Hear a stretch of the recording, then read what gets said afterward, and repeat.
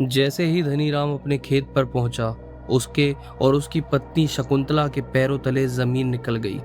उन्होंने देखा कि उनके खेत पर लोगों की भारी भीड़ जमा थी। माहौल ऐसा था जैसे वहां कोई बहुत बड़ा हादसा हो गया हो। हरिया के सिर पर लकड़ियों का गट्ठर था। उसने घबराहट में झटके से उसे नीचे उतारा और बदहवास होकर पूछने लगा, क्यों, क्या हो गया? अरे कोई बताओ तो सही, क्या हो गया? वहां खड़े लोगों में से किसी ने एक शब्द नहीं कहा। सब खामोश थे। जैसे जैसे हरिया आगे बढ़ा, भीड़ रास्ता छोड़ती गई। हरिया भागते हुए नदी के किनारे पहुंचा और जैसे ही उसने नीचे देखा, उसकी चीख गले में फंस गई। नदी के अंदर उसके दोनों बेटे किशन और नितिन धंसे हुए थे। उनका सिर रेत के अंदर था और उनके पैर के तलवे ऊपर हवा में बेजान होकर लहरा रहे थे।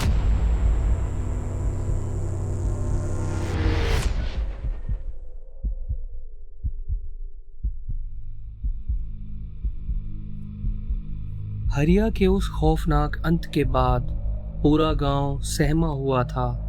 जिस जगह हरिया की मौत हुई थी वो सुरेश का खेत था, लेकिन मौत वहीं नहीं रुकी। सुरेश के खेत से महज 4 खेत आगे नदी के उसी किनारे पर एक और खेत था, धनीराम का।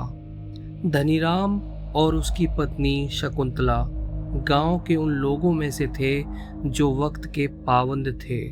सूरज की पहली किरण के साथ ही उनका दिन शुरू हो जाता था। सुबह 8 बजे धनीराम और शकुंतला अपने दोनों बेटों नितिन और किशन के साथ खेत पर पहुंच जाते थे। 1 से 1.5 घंटा वो पूरे खेत का चक्कर लगाते, फसलों को देखते और दिन भर के काम की योजना बनाते। करीब 10 बजे वो दोनों पति पत्नी पास के घने जंगल में निकल जाते और दोपहर 1 से 2 बजे के बीच वो भारी भरकम लकड़ियों का गट्ठर सिर पर लादे वापस खेत पर लौट आते थे। इन 4 से 5 घंटों के लिए नितिन और किशन अकेले होते थे। धनीराम उन्हें खेत पर इसलिए छोड़ जाता था ताकि वो बकरियों का भी ध्यान रखे और खेत की रखवाली भी करे। धनीराम और शकुंतला के लिए आज का दिन भी वैसा ही था जैसा कल का था। सुबह वही 8 बजे खेत पहुंचना, वही काम का मुआयना करना और फिर बच्चों को खेत की रखवाली और बकरियों के भरोसे छोड़कर जंगल की तरफ बढ़ जाना। धनीराम और शकुंतला के जाते ही चिलचिलाती धूप ने अपना रंग दिखाना शुरू कर दिया। नितिन ने किशन की तरफ देखा और मुस्कुराते हुए वही बात कही जो वो अक्सर कहता था, भाई आज फिर गर्मी बहुत है, चलना थोड़ी देर नदी में नहा लेते हैं। किशन ने भी मना नहीं किया। वो दोनों नंगे पांव रेत पर दौड़ते हुए नीचे नदी तक पहुंच गए। किनारे पर उनकी बकरियां चर रही थीं और नदी का पानी आज कुछ ज्यादा ही शांत लग रहा था। नितिन और किशन दोनों ही नदी के किनारे उस ठंडी रेत पर पहुंच गए। सामने पानी चमक रहा था। नितिन ने कपड़े उतारते हुए कहा, चल भाई कूदते हैं, लेकिन किशन वही किनारे पर रुक गया। उसने बकरियों की तरफ देखा और बोला, भाई तू जा, मैं अभी थोड़ी देर में नहाऊंगा, थोड़ा सा कुछ काम है, बकरियों को उस तरफ खदेड़ दूं और ये कुछ सामान सहेज दूं, फिर आता हूँ, तब तक तू जी भर के नहा ले। नितिन ने हंसते हुए पानी में छलांग लगा दी। वह बहुत मजे से नहा रहा था। कभी पानी में डुबकी लगाता तो कभी किनारे पर बैठे किशन को चिढ़ाता। किशन उससे थोड़ी दूरी पर बैठा हुआ था। पास ही बकरियां शांति से चर रही थीं। धूप तेज थी और सन्नाटा ऐसा कि परिंदों की भी आवाज डरा रही थी। नितिन पानी में अपनी मस्ती में था। उसे खबर भी नहीं थी कि मौत ने दस्तक दे दी है। ठीक उसी जगह से जहां हरिया को पानी ने निगला था, वो बौना बाहर निकला। यह जगह धनीराम के खेत से महज 4 खेत दूर थी। वह पानी से ऐसे निकला जैसे कोई पुरानी लाश जमीन फाड़कर बाहर आई हो। उसके शरीर पर एक भी कपड़ा नहीं था। उसकी खाल का रंग ना तो पूरी तरह लाल था और ना ही काला, बल्कि लाल और काले के बीच का वो गहरा गंदा रंग जो सड़ते हुए मांस जैसा दिखता था। सबसे डरावनी बात यह थी कि उसके पूरे शरीर पर हल्के हल्के कट लगे थे, जैसे किसी ने उसे हजारों सुइयां या फिर ब्लेड से चीरा हो। वो कटी फिटी खाल और वो रंग उसे बेहद घिनौना और भयानक बना रहा था। वो इतना खुश था जैसे उसे बरसों के बाद अपनी पसंद का कोई खिलौना मिल गया हो। वो आम इंसानों की तरह नहीं चल रहा था। वो रेत पर अजीब तरीके से उछल रहा था। कभी मेंढक की तरह लंबी छलांग लगाता तो कभी अपनी ही धुन में गोल गोल लुढ़कने लगता। तभी अचानक रेत के टीले के ऊपर से उस बौने ने नदी में छलांग लगा दी। वो छलांग ऐसी थी कि ज्यादा शोर नहीं हुआ, बस एक छोटी सी चीज गिरने की आवाज आई, जैसे कोई मामूली सी चीज नदी में गिरी हो। किशन का ध्यान उस आवाज पर गया। उसने तुरंत नदी की तरफ देखा और नितिन को आवाज लगाई, नितिन, ओए नितिन। मुझे ऐसा लगा जैसे अभी अभी टीले के ऊपर से कोई चीज नदी में गिरी है। नितिन पानी के बीचों बीच था। उसने बेफिक्री से गर्दन घुमाई और बोला, नहीं भाई, ऐसी कोई बात नहीं है। तू तो खामा परेशान हो रहा है। यहाँ कोई नहीं है। नितिन की बात अभी पूरी तरह खत्म भी नहीं हो पाई थी कि अचानक उसके चेहरे पर खौफ की एक लकीर खिंच गई। उसने एक पल के लिए अपनी सांस रोकी और फिर हड़बड़ाते हुए किशन की तरफ देखा। नितिन के मुंह से बस इतना ही निकला, किशन, मुझे ऐसा लगा जैसे मेरा पैर किसी ने। नितिन अपनी बात पूरी कर पाता उससे पहले ही एक जोरदार झटका लगा, जैसे पानी के नीचे से किसी ने उसे पूरी ताकत से खींच लिया हो। पलक झपकते ही नितिन का पूरा शरीर पानी के अंदर समा गया। किशन के देखते ही देखते नदी की सतह फिर से शांत हो गई। ना कोई आवाज आई, ना कोई हलचल हुई। बस पानी के कुछ बुलबुले ऊपर आए और फिर सब कुछ पहले जैसा खामोश हो गया। किशन ने जैसे ही अपने भाई को आंखों के सामने गायब होते देखा, उसका दिमाग सुन्न पड़ गया। बिना कुछ सोचे समझे भाई को बचाने की जिद में उसने सीधा नदी के अंदर उसी खौफनाक पानी में छलांग लगा दी। लेकिन उस पानी के नीचे मौत घात लगाए बैठी थी। जैसे ही किशन अंदर पहुंचा, उस बौने शैतान ने उसे दबोच लिया। उस बला के दफन करने का तरीका इतना रूह कपा देने वाला था कि इंसान सोच भी नहीं सके। वो पानी के अंदर की रेत में इंसान का सर इतनी गहराई तक घुसा देता था कि धड़ ऊपर की तरफ सीधा खड़ा रहे। जैसे ही उसने किशन का सर उस रेत में धंसाया, उसने अपना असली खेल शुरू किया। वो कोई मामूली जीव नहीं था। वो शरीर के अंदर की नमी और जान सोखने वाला दरिंदा था। उस बौने ने किशन की गर्दन के पास अपने वो 3 बारीक दांत या डंक गड़ाए।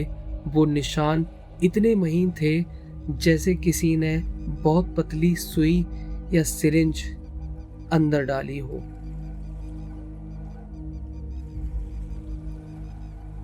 उन 3 निशानों के जरिए वो शरीर का सारा खून, मांस, यहाँ तक कि अंदर की मांसपेशियां भी किसी मशीन की तरह खींच लेता था। किशन का शरीर पानी के अंदर ही तड़प कर रह गया। वो शैतान उसके वजूद को अंदर ही अंदर खाली कर रहा था। उसका खून और मांस सोख रहा था। उस वक्त वहां आसपास कोई भी नहीं था जो उन मासूमों को बचा पाता। सन्नाटा इतना गहरा था कि परिंदे भी वहां से गुजरने में कतरा रहे थे। सच तो ये है कि अगर उस वक्त वहाँ कोई होता भी और अपनी आंखों से ये मंजर देख लेता तो डर के मारे उसकी रूह कांप जाती और वो चाह कर भी उन्हें बचाने की हिम्मत नहीं जुटा पाता। उस शैतान का खौफ ही ऐसा था कि देखने वाले पत्थर बन जाते थे। जब तक लोगों को खबर हुई तब तक बहुत देर हो चुकी थी। उन दोनों की जान जा चुकी थी। मंजर इतना भयानक था, देखने वालों के कलेजे मुंह को आ जाए। नितिन और किशन के पैर पानी की सतह पर बेजान होकर लहरा रहे थे, लेकिन उनके सर अभी भी उसी रेत में गहरे दफन थे। वो दोनों पानी के अंदर उल्टे खड़े हुए थे, जैसे किसी ने उन्हें वहां खूंटे की तरह गाड़ दिया हो। दोपहर के 1 से 2 बजे का वक्त था। उनके माँ बाप जंगल से लकड़ियां काट कर वापस लौट रहे थे। जैसे ही वो ढलान से नीचे उतरे, उन्होंने देखा कि उनके खेत के पास नदी के किनारे लोग के भारी भीड़ जमा है। गांव वालों का शोर और रोने धोने की आवाजें सुनकर उनका जी घबरा गया। माँ के हाथ से लकड़ियां का गट्ठर छूट गया। वो भागते हुए भीड़ के पास पहुंचे और बदहवास होकर पूछने लगे, क्यों, क्या बात है, क्या हो गया, इतनी भीड़ क्यों लगी है, क्या हो गया। लेकिन जैसे ही भीड़ छटी और उन्होंने सामने का नजारा देखा, उनके पैरों तले जमीन खिसक गई। उनके कलेजे के टुकड़े, उनके दोनों बच्चे उस दरिंदे के शिकार बन चुके थे। उस शैतान ने उन्हें इतनी बेरहमी से मारा था कि उनकी पहचान करना भी मुश्किल हो रहा था। जहां कल तक खिलखिलाते चेहरे थे, वहां अब सिर्फ सूखी हुई खाल और हड्डियों के पिंजर पड़े थे। वो बदनसीब माँ बाप अपने बच्चों के उन सूखे हुए ढांचों को देखकर वही मिट्टी में गिर पड़े। वो रोते बिलखते और छाती पीटते रह गए, पर अब सुनने वाला कोई नहीं था। उस दरिंदे ने एक ही झटके में उनका पूरा संसार उजाड़ दिया था। पूरे गांव में मातम पसर गया था और हर किसी की जुबान पर बस एक ही खौफ था कि आखिर वो बला क्या थी जिसने हंसते खेलते बच्चों को इस हाल में पहुंचा दिया। जब उन दोनों मासूमों के सूखे हुए शरीर पानी से बाहर निकाले तो पूरा गांव दहल उठा। हर आंख नम थी, हर दिल दहशत में था। लाशों की हालत देखकर लोगों को ये बात समझ में आ गई थी कि अब नदी का सिर्फ वो एक कोना ही नहीं, बल्कि पूरा का पूरा इलाका ही उस शैतान की जद में आ चुका है।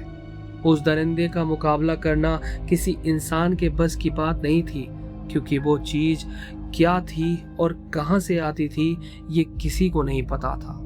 हार मानकर और अपनी जान बचाने के लिए गांव में एक बड़ी पंचायत बुलाई गई। पंचायत में मुखिया ने साफ कह दिया कि अब से कोई भी अकेला नदी की तरफ कदम नहीं रखेगा। पंचायत ने बड़े कड़े नियम सबके सामने रखे। अब से नदी के पास जाने के लिए 1-2 लोग नहीं, बल्कि पूरा का पूरा झुंड एक साथ जाएगा। चाहे लकड़ी काटनी हो या कोई और काम, अकेले जाना मतलब मौत को दावत देना है। दिन का उजाला हो या रात का अंधेरा, हर किसी के हाथ में एक आग का मशाल और हाथ में एक कुल्हाड़ा होना जरूरी है। गांव वालों ने उन दोनों बच्चों के ढांचों को मिट्टी दी और भारी मन से पंचायत के इन फैसलों को स्वीकार कर लिया। अब गांव की जिंदगी बदल चुकी थी। लोग अपने ही खेतों और जंगलों में कैदियों की तरह रहने लगे थे। डर ऐसा था कि दिन के उजाले में भी मशालें जल रही थीं। पर क्या ये इंतजाम उस शैतान को रोकने के लिए काफी था? खौफ की ये लकीर अब पूरे गांव के सीने पर खिंच चुकी थी। और फिर एक दिन नाथूराम को घर के कुछ जरूरी कामों में देर हो गई। उसने सोचा कि रोज की तो बात है, बैल रास्ता पहचानते हैं। उसने घर वालों से कहा, एक काम करो, बैलों को खुला छोड़ दो, वो खुद ब खुद खेत पहुंच जाएंगे। मैं बस हाथ पांव धोकर पीछे से आता हूँ। बैलों को खोल दिया गया। वो हमेशा की तरह अपनी मस्तानी चाल में खेत की ओर चल दिए। दोपहर का वक्त था। सूरज की तपिश ऐसी थी कि गला सूखा जा रहा था। जैसे ही वो बैल नदी के उस पुराने रास्ते के पास पहुंचे, उन्हें पानी की महक आई। प्यास से बेहाल होकर दोनों बैल नदी के किनारे की तरफ झुक गए। नदी का पानी एकदम शांत और स्थिर दिख रहा था। उनमें से एक बैल, जो सबसे तगड़ा और फुर्तीला था, उसने जैसे ही पानी पीने के लिए अपनी गर्दन झुकाई और बस एक घूंट ही पानी भरा था कि तभी अचानक कुछ हुआ। उस बैल के शरीर में एक तेज बिजली सी कौंधी। उसे पानी के अंदर कुछ ऐसा महसूस हुआ या कुछ ऐसा दिखा कि उसने फौरन एक झटके के अंदर अपना मुंह पानी से बाहर निकाल लिया। उसकी आंखों में एक अजीब सा खौफ था। वह बैल, जो कभी किसी की आहट से नहीं डरता था, आज थर थर कांपने लगा। वो जो दूसरा बैल था, उसे जैसे कोई मतलब ही नहीं था। उसका साथी बैल बगल में खड़ा पागलों की तरह चीख रहा था, जैसे गला फाड़ कर कह रहा हो कि भाई हट जा भाई, यहां से, यहां खतरा है। पर ये दूसरा वाला बैल, ये तो जैसे पत्थर का हो गया था। ये बस गर्दन झुकाए पानी पिए जा रहा था। उसे ना अपने साथी की आवाज सुनाई दे रही थी, ना आसपास का कोई होश था। उसकी आंखों को देखकर ऐसा लग रहा था जैसे किसी ने उसे बस में कर लिया हो, उसे बांध दिया हो। वो चाहकर भी अपना मुंह पानी से बाहर नहीं निकाल पा रहा था। नदी के उस पार एक आदमी खड़ा ये सब देख रहा था। वो काफी दूर था, इतनी दूर कि अगर वो चिल्लाता भी तो उसकी आवाज यहां तक नहीं पहुंच पाती। उसे दूर से समझ में नहीं आ रहा था कि आखिर चल क्या रहा है। उसे बस ये दिख रहा था कि एक बैल डर के मारे चीख रहा है और दूसरा बैल बस पानी में ही मुंह गड़ाए हुए है। तभी पानी के उस काले और ठहरे हुए मलबे के नीचे से एक अजीब सा काला साया उभरा। वह साया इतना डरावना था कि उसे देखकर ही रूह कांप जाए। उस साये ने पानी के अंदर से ही अपने मजबूत हाथों से उस बैल के दोनों सींगों को दबोच लिया। जैसे ही सींगों पर उन ठंडे हाथों की पकड़ बनी, उस बैल की सम्मोहन वाली हालत टूट गई। उसे समझ आ गया कि मौत ने उसे पकड़ लिया है। वो बैल अपनी पूरी जान लगाकर चीखा, एक ऐसी आवाज जिसमें दर्द और दहशत भरी थी। लेकिन उस काले साये की ताकत के आगे उस तगड़े बैल की एक ना चली। वो साया उस विशाल बैल को किसी तिनके की तरह खींचकर पानी की पाताल में ले गया। अंदर ले जाकर उस दरिंदे ने फिर वही खौफनाक खेल दोहराया जो उसने किशन और नितिन के साथ किया था। उसने उस भारी भरकम बैल को सीधा करके उसकी गर्दन तक का हिस्सा नदी के नीचे वाली रेत में जबरदस्ती गाड़ दिया। बैल का पूरा शरीर पानी के अंदर उल्टा खड़ा था। फिर शुरू हुआ वही खौफनाक काम। उस दरिंदे ने बैल के शरीर पर वही 3 बारीक छेद किए और किसी मशीन की तरह उसके अंदर का सारा खून, मांस और नमी सोखना शुरू कर दिया। बैल का तगड़ा शरीर धीरे धीरे पिचकने लगा, जैसे कोई गुब्बारा हवा निकलने पर पिचक जाता है। नदी के उस पार खड़ा हुआ आदमी ये मंजर देख रहा था और डर के मारे उसके दांत किटकिटा रहे थे। उसका पूरा बदन पसीने से तर हो गया और वो वहीं खड़ा कांपने लगा। उधर किनारे पर खड़ा दूसरा बैल भी अपने साथी की ये हालत देखकर पागलों की तरह चिल्ला रहा था। पर अब कुछ नहीं हो सकता था। जो होना था वो हो चुका था। वो दरिंदा पानी के नीचे अपना काम पूरा कर रहा था और बाहर मौत का सन्नाटा छाया हुआ था। वो आदमी खौफ के मारे एक कदम भी आगे नहीं बढ़ा रहा था। वो वहीं झाड़ियों के पीछे दुबक कर बैठ गया। उसकी सांसें अटक गई थी। उसे बस यही डर सता रहा था कि कहीं वो बला उसे देख ना ले और यहाँ तक ना आ जाए। उसे अपनी आंखों पर यकीन नहीं हो रहा था, क्योंकि जहां हरिया की मौत हुई थी वहां से ये जगह 5 किलोमीटर दूर थी। सबने सोचा था कि खतरा बहुत पीछे है, पर वो दरिंदा तो अब और भी ज्यादा ताकतवर और निडर हो चुका था। नदी के अंदर उस बैल के साथ जो हो रहा था वो रूह कपा देने वाला था। बैल का शरीर धीरे धीरे बेजान होता जा रहा था। तभी पीछे से नाथूराम आता हुआ दिखाई दिया। दूर से उसे अपने बैल नजर आए। उसने देखा कि उसका एक बैल किनारे पर खड़ा पागलों की तरह कांप रहा है और चिल्ला रहा है। उसकी आवाज में वो खौफ है, वो दर्द है, जिसे सुनकर नाथूराम का कलेजा फट गया। नाथूराम ने जब अपनी नजरों को थोड़ा और दौड़ाया तो उसने देखा कि उसका दूसरा बैल नदी के बीच अजीब तरीके से उल्टा खड़ा है। उसे लगा कि शायद उसका बैल पानी में फंस गया या डूब रहा है। अपने बैलों के प्रति उसके लगाव ने उसे खतरे का अंदाजा ही नहीं होने दिया। वो बदहवास होकर नदी की तरफ दौड़ा। जैसे जैसे वो करीब पहुंच रहा था, किनारे पर खड़े बैल की चीखें और भी तेज होती जा रही थी, मानो वो अपने मालिक को पास आने से रोक रहा था। पर नाथूराम तो बस अपने दूसरे बैल को उस हाल में नहीं देख पा रहा था। वो सीधा पानी के पास जा पहुंचा, जहां मौत अपना काम लगभग पूरा कर चुकी थी। जैसे ही नाथूराम के पैर नदी के पानी को छूने ही वाले थे, सन्नाटे को चीरती हुई एक जोरदार आवाज आई।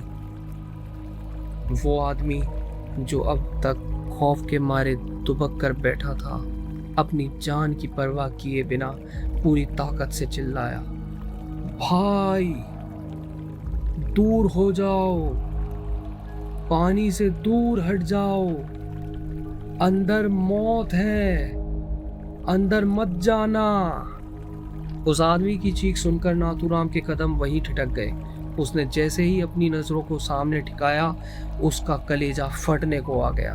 उसका वो तगड़ा ताकतवर बैल, जिसकी सुडौल देह और ताकत की मिसाल पूरा गांव देता था, अब उसकी आंखों के सामने किसी पिचके हुए गुब्बारे की तरह सिकुड़ता जा रहा था। वो बैल अब अपने असली शरीर का आधा भी नहीं बचा था। उसके शरीर के अंदर का सारा मांस, सारा खून वो दरिंदा किसी प्यासे की तरह सोख रहा था। नाथूराम ने अपनी आंखों से देखा कि कैसे उसके जीते जाते बैल का शरीर धीरे धीरे एक खोखले ढांचे में बदल गया। वो काला साया अभी भी पानी के नीचे ही था और अपनी भूख मिटाने के लिए उस बैल को अंदर ही अंदर से पूरी तरह खाली कर रहा था। उस आदमी खौफनाक चेतावनी और अपने बैल की ये रूह कपा देने वाली हालत देखकर नाथूराम की हिम्मत जवाब दे गई। उसके हाथों पैरों ने काम करना बंद कर दिया। वो बदहवास होकर नदी के किनारे से पीछे की तरफ भागा और दूर एक सुरक्षित जगह पर जाकर बेदम होकर बैठ गया। वो बस फटी फटी आंखों से अपने उस वफादार साथी को मिटते हुए देख रहा था, जो अब सिर्फ एक सूखी हुई खाल का ढेर बनकर रह गया था। खौफ इतना था कि नाथूराम के मुंह से आवाज तक नहीं निकल रही थी। वो बस कांप रहा था। जंगल से लकड़ियां लेकर लौट रहे लोगों का एक बड़ा झुंड उधर से गुजर रहा था, तो उन्होंने देखा कि नाथूराम बदहवास हालत में जमीन पर बैठा है और उसका एक बैल खौफ के मारे पागलों की तरह कांप रहा है। उन आदमियों के हाथ में चलती हुई मशालें थीं और वे सब एक साथ झुंड में थे, इसलिए उनमें उस बला का सामना करने की थोड़ी हिम्मत थी। उन्होंने अपनी मशालों की रोशनी पानी के किनारे तक फैलाई और धीरे धीरे उस मरे हुए बैल को बाहर निकालना शुरू किया। जैसे ही बैल का शरीर बाहर आया, सबकी चीखें निकल गईं। वो विशाल बैल, जो कुछ देर पहले तक चट्टान जैसा मजबूत, अब सिर्फ सूखी हुई चमड़ी का एक थैला बनकर रह गया। उसके अंदर ना मांस बचा था, ना हड्डियां सही सलामत थीं। वो पूरी तरह से खाली हो चुका था।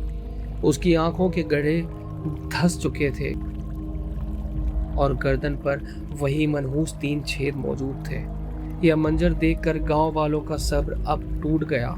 एक बुजुर्ग ने कांपती आवाज में कहा, अब बहुत हो चुका, ये चीज अब दूर दूर तक फैल रही है।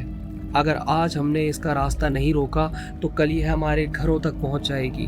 भीड़ में से गुस्सा और खौफ एक साथ फूट पड़ा। सबने एक स्वर में कहा, चलो गांव, अभी इसी वक्त पंचायत बुलाओ। अब सिर्फ बचाव करने से काम नहीं चलेगा, इस शैतान का कोई ना कोई पक्का हल निकालना होगा, वरना ये गांव शमशान बन जाएगा। मशालों की रोशनी में वो लोग उस खोखले शरीर को लेकर गांव की ओर चल दिए। उस दिन गांव में सबकी नजरें पंचायत की उस चौपाल पर टिकी थी, जहां अब इस शैतान के खात्मे का फैसला होना था। गांव के चौपाल पर सन्नाटा ऐसा था कि सुई भी गिर जाए तो उसकी भी आवाज सुनाई दे। पंचायत जुटी और गांव के सबसे पुराने सयाने नावते को बुलाया गया। सबके चेहरे पीले पड़े थे। पंचायत ने सीधे नावते से सवाल किया, क्या इसका कोई इलाज है? क्या ये मौत का सिलसिला थमेगा? नावते ने आंखें बंद की और गहरी सांस लेकर बोला, ये इंसानी बस की बात नहीं है। हमें नदी के रक्षक घटोरिया देवता के शरण में जाना होगा। वही बताएंगे कि बला क्या है और इसे कैसे रोका जाए। पूरा गांव इकट्ठा होकर घटोरिया देवता के स्थान पर पहुंचा। वहां एक बलि का बकरा चढ़ाया गया। ढोल और नगाड़ों की थाप के बीच अचानक नावते का शरीर थरथराने लगा। घटोरिया बाबा उस पर सवार हो चुके थे। नावते की आवाज बदल चुकी थी। वो भारी और गूंजती हुई आवाज में बोला, ये कोई मामूली बला नहीं है, ये मशान है और ये अकेला नहीं है। इसे एक साथी की तलाश थी और इसे वो साथी मिल गया, हरिया। अब मसान और हरिया की रूह एक हो चुकी है। मसान की ताकत और हरिया की प्यास मिलकर ऐसा तांडव मचा रहे हैं कि तुम सोच भी नहीं सकते। ये दोनों अब गांव को निकलने पर उतारू है। पूरे गांव में सिहरन दौड़ गई। बाबा ने आगे रास्ता बताया, अगर गांव को बचाना है तो तुम्हें उस मसान के आगे घुटने टेकने की जरूरत नहीं है। बस तुम्हें हर साल घटोरिया देवता के स्थान पर एक बलि और एक भंडारा करना होगा। अगर तुम देवता को खुश रखोगे तो घटोरिया बाबा खुद उस मसान को लोहे की जंजीरों में जकड़ देंगे। वो उसे कैद कर देंगे ताकि वो तुम्हारी तरफ आंख उठाकर भी ना देख सके। और अगर देवता प्रसन्न रहे तो तुम्हारी खेती किसानी में बरकत होगी। गांव वालों को ये बात जच गई। उन्होंने उसी वक्त तय किया कि वो मसान के डर में नहीं बल्कि अपने देवता के साये में जिएंगे। और फिर वैसा ही हुआ। देखते ही देखते गांव की किस्मत बदल गई। जहां एक बोरा अनाज होता था वहां अब 3-3 बोरे निकलने लगे। गांव में पैसा आया, खुशहाली आई और धीरे धीरे लोग उस खौफनाक मंजर को भूलने लगे। आज वो दिन गांव में किसी मातम की तरह नहीं बल्कि एक बहुत बड़े त्योहार की तरह मनाया जाता है। हर साल घटोरिया देवता के स्थान पर ढोल नगाड़े बजते हैं, बकरे की बलि दी जाती है और बहुत बड़ा भंडारा होता है। पूरे गांव के लोग वहां जुटते हैं, जश्न मनाते हैं और खुश रहते हैं। अब लोगों के मन में मसान का डर नहीं है, क्योंकि उन्हें भरोसा है कि जब तक वो घटोरिया बाबा की सेवा कर रहे हैं वो शैतान कैद रहेगा। गांव भले ही आज जश्न मना रहा हो, भंडारे हो रहे हो और खेतों में सोना उग रहा हो, लेकिन जिन लोगों ने उस मंजर को अपनी आंखों से देखा है और भोगा है उन्हें अच्छे से पता है कि असली डर क्या होता है। वो जानते हैं कि यह वही बला है जिसने समय समय पर अपना रूप बदला, वही जो कभी ये भयानक भैंसा बनकर निकला तो कभी वो खौफनाक बोना जिसने मासूम बच्चों को रेत में गाड़ दिया। यह वही साया था जिसने एक तगड़े बैल तक को किसी सूखे तिनके की तरह निगल लिया और उसे अंदर से खोखला कर दिया। आज वह कैद तो है, घटोरिया बाबा की शक्तियों ने उसे जकड़ रखा है, पर यह कैद कब तक रहेगी कोई नहीं जानता। गांव वाले आज अपनी खुशहाली की नशे में हैं। यह भूल चुके हैं कि जंजीरें चाहे कितनी ही मजबूत क्यों ना हो, उस दरिंदे की भूख कभी खत्म नहीं होती। वो आज भी वहीं नीचे है, अपनी अगली बारी के इंतजार में।